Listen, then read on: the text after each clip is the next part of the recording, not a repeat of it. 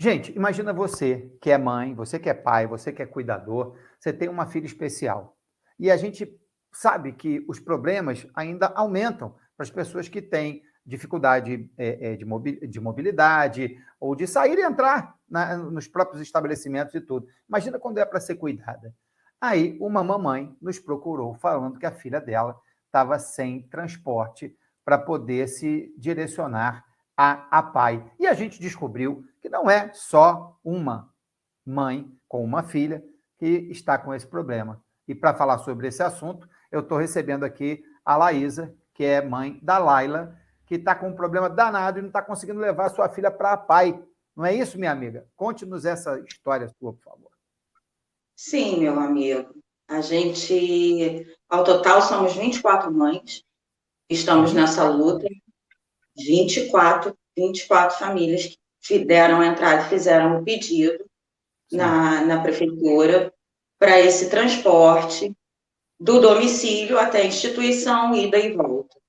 Porque, em sua maioria, são pessoas que não têm transporte público perto de casa, como é o meu caso.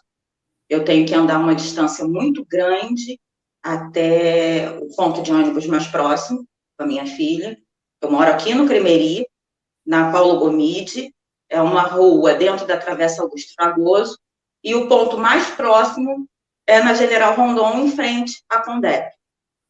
Então, a rua é de paralelo, não é uma rua lisa, né? Você sabe como é que é a calçada de paralelo.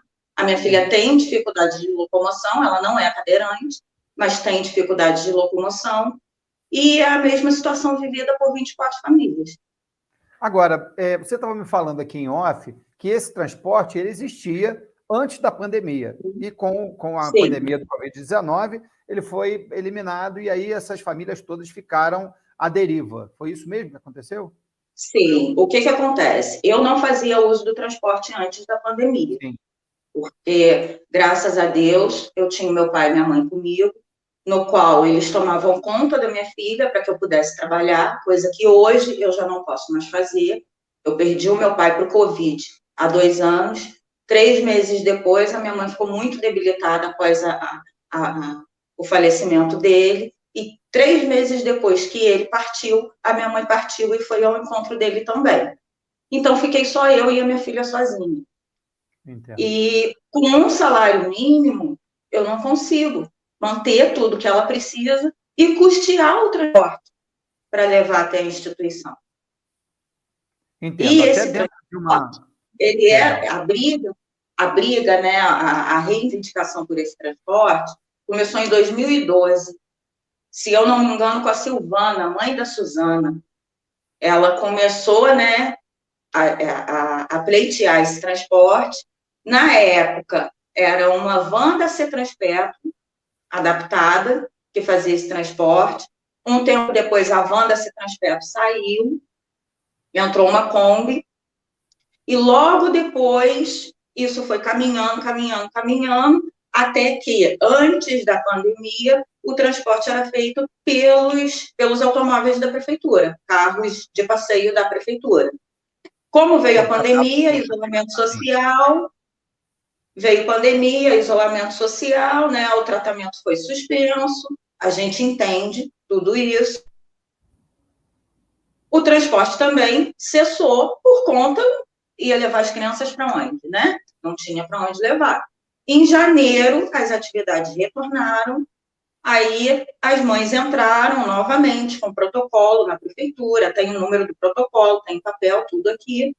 As mães entraram, algumas mães receberam a negativa, nós começamos a fazer pressão, a prefeitura resolveu fazer um fórum para discutir, né, a questão dos deficientes em Petrópolis, até para discutir a questão do transporte, né? O fórum aconteceu, se eu não me engano, foi em julho.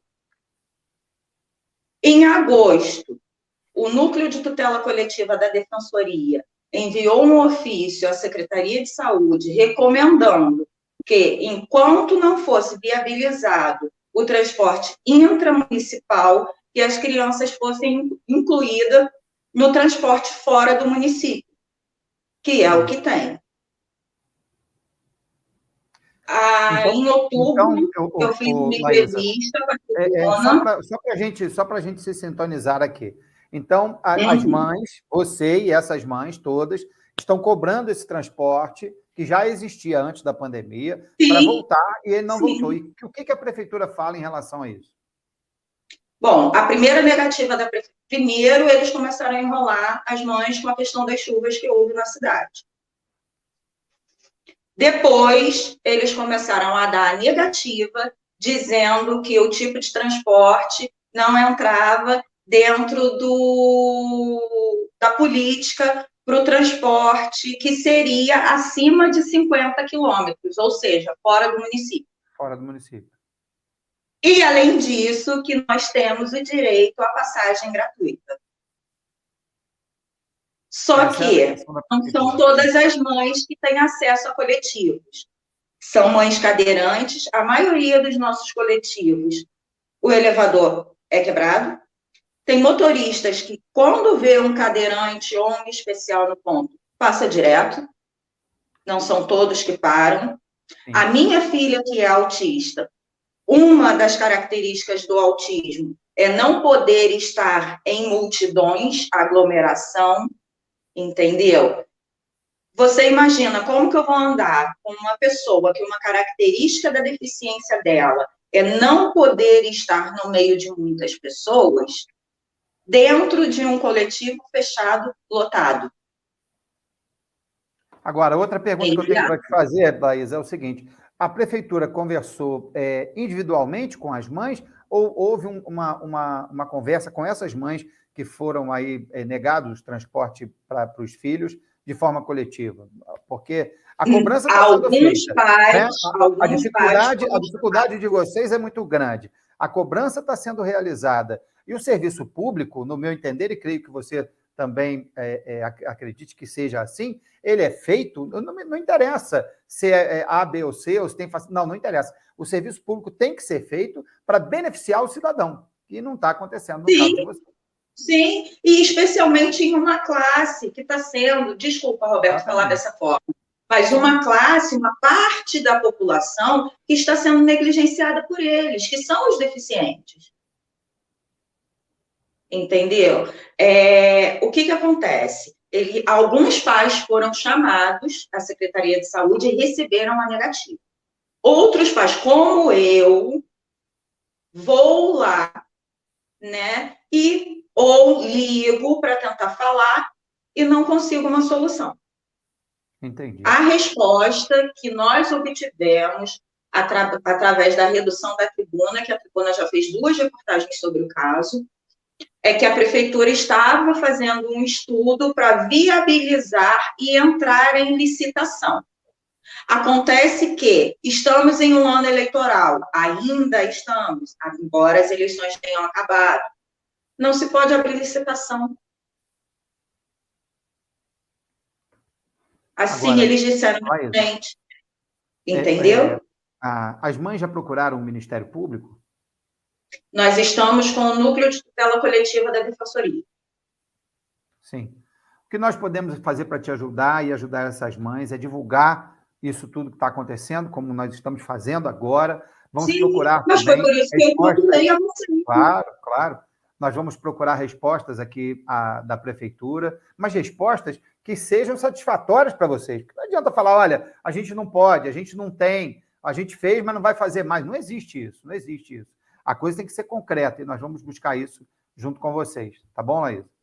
Sim, e assim, o intuito também de procurar a mídia, procurar vocês, é para que a sociedade tenha ciência do que acontece com a gente. E que a sociedade pressione o poder público para que seja criada uma política pública para os deficientes. Para que seja feita uma estimativa de quantos deficientes nós temos na cidade.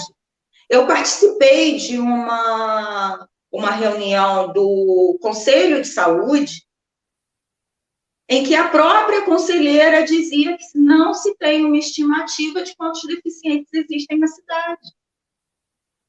Isso não é um problema só das mães da APAE. Eu já tive responsáveis por especiais da pestalose que me procuraram para saber como poderiam fazer para conseguir o transporte. Isso é um problema geral dos deficientes, não é um problema só das mães da PAI. Eu não estou aqui lutando só pela minha filha. Eu estou falando em nome de todos os responsáveis, cuidadores e tutores dos deficientes que existem na nossa cidade. Entendeu? Perfeito. A minha Perfeito. filha é um ponto de partida. A minha filha é o ponto. A pessoa que me deu coragem para expor toda essa situação. Só que eu não falo só em nome da minha filha. Eu falo por todos que necessitam. Perfeito, Laísa. Estamos juntos nessa caminhada, vamos buscar a solução e vamos até o final para que isso seja resolvido. Agradeço a você a participação aqui no Cidade Comunidade. Estamos juntos, tá bom? Agradeço muito a abertura de vocês para dar voz a todas essas pessoas que precisam ter voz para lutar por uma coisa que é direito delas mesmo, mas que está sendo negligenciado. Muito obrigada, Roberto. Por nada, minha amiga. Em nome de todas as mães. Obrigado. Muito obrigada. Eu agradeço a participação e o crédito que você está nos dando aí para a gente tentar ajudar a resolver esse problema. Grande abraço para você, tá? Conversamos aqui com a mãe, que está representando outras mães que têm o mesmo problema de transporte, de mobilidade. Se colocou no lugar dela? Pois é, prefeitura, vamos acordar para essa solução, porque não é licitação e demora e ano que vem, e etc, etc. Quando vê, já foi, né? E a necessidade é para ontem.